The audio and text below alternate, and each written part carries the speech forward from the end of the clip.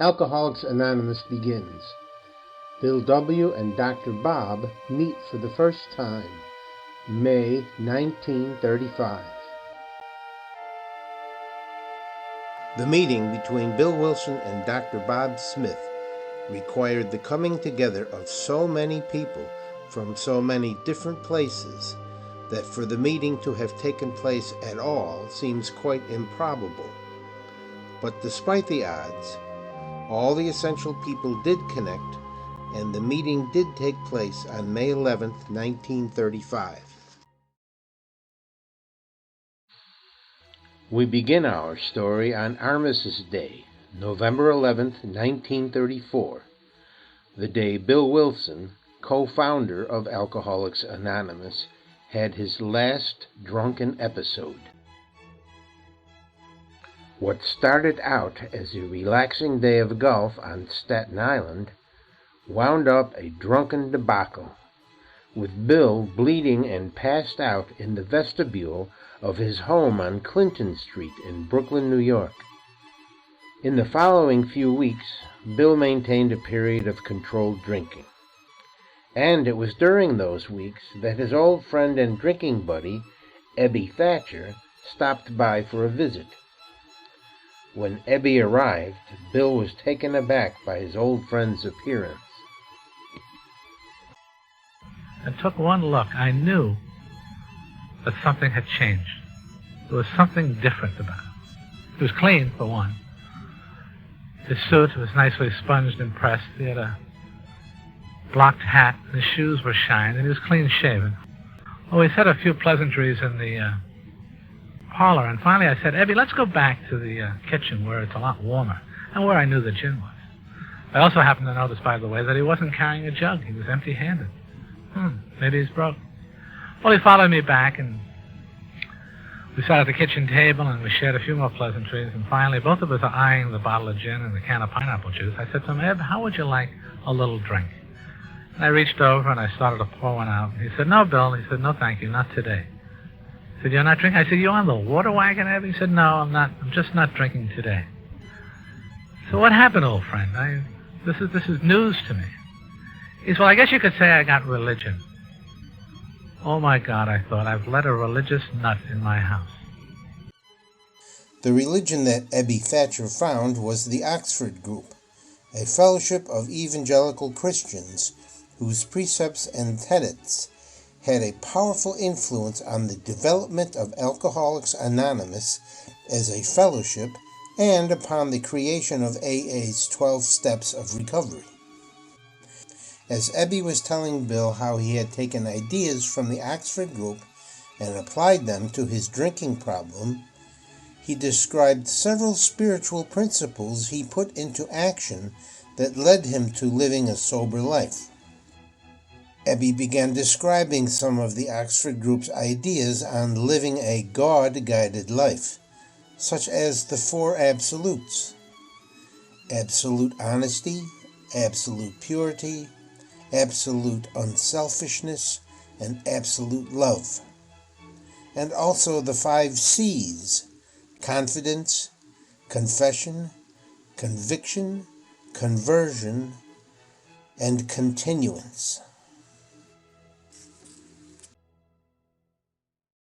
So it was Ebby Thatcher who brought the message of the Oxford Group to Bill Wilson.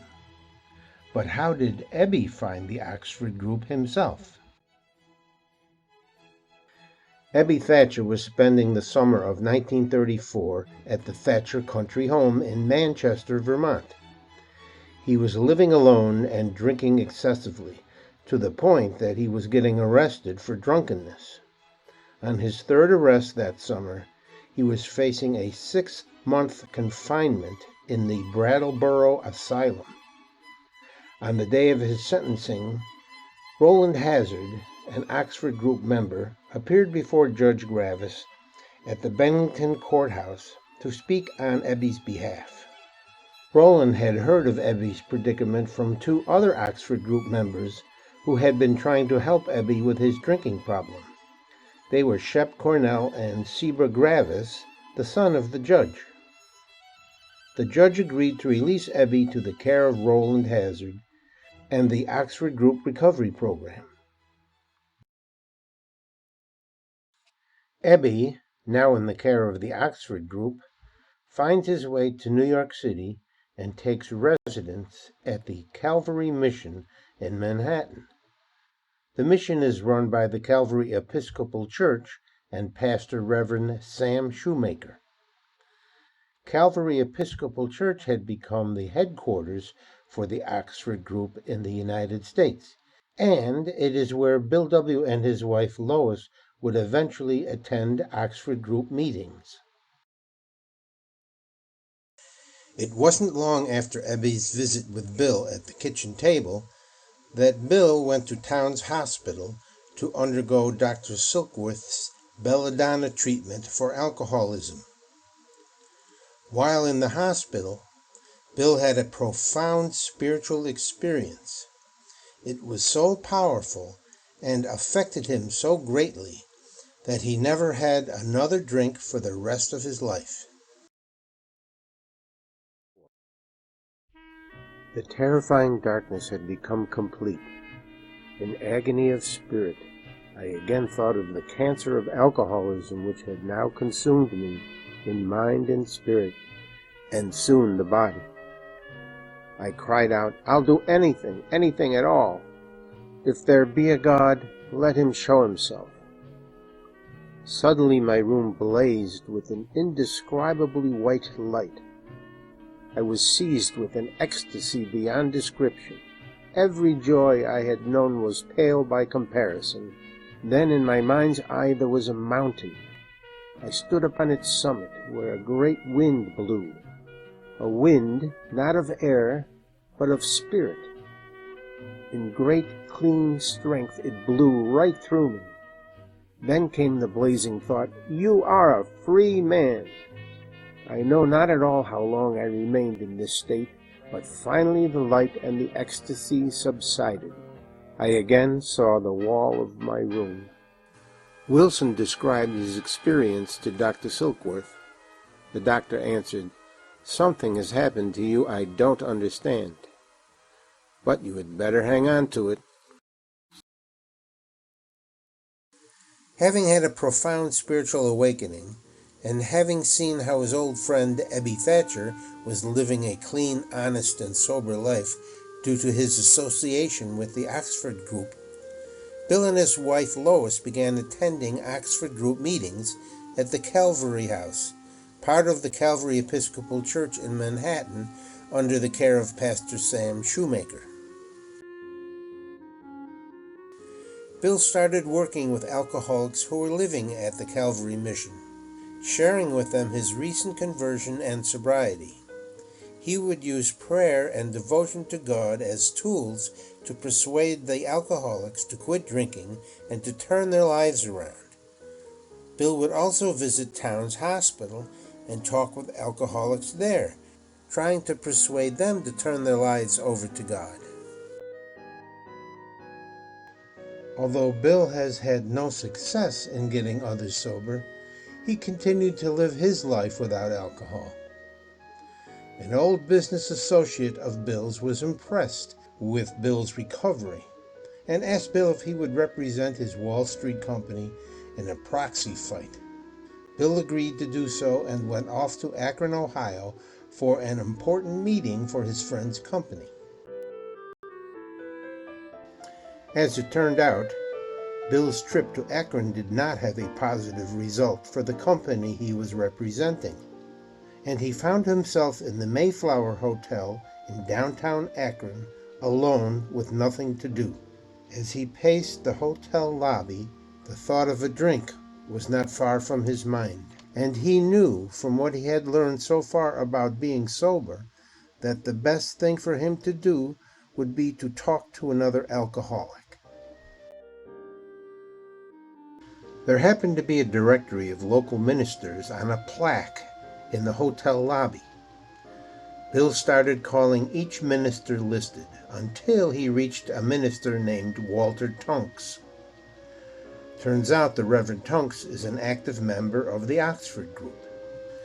Tunks suggested Bill call Norman Shepard, an active member of Akron's Oxford group.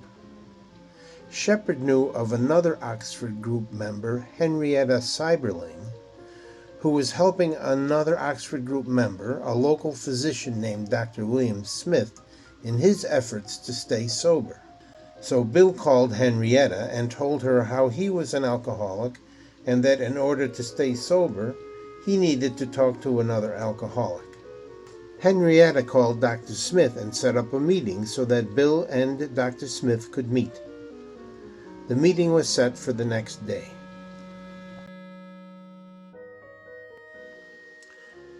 As we follow the events that lead to Bill and Dr. Bob's first meeting, it is obvious that all the people who needed to connect to bring about this meeting were all involved with the Oxford group. First with Roland Hazard meeting up with Ebby Thatcher, and then Ebby Thatcher telling Bill about how the Oxford group got him sober. And then Bill and his wife Lois going to Oxford group meetings at the Calvary Episcopal Church in Manhattan, and then Bill working with alcoholics at the Calvary Mission House. Then there was Bill in Akron on the phone at the Mayflower Hotel, calling all the ministers and finally getting a hold of Reverend Tunks, an Oxford member, who got him to call Norman Shepard, an Oxford member, who led him to Harriet Seiberling, Oxford member, who led him to Dr. Bob, Oxford member.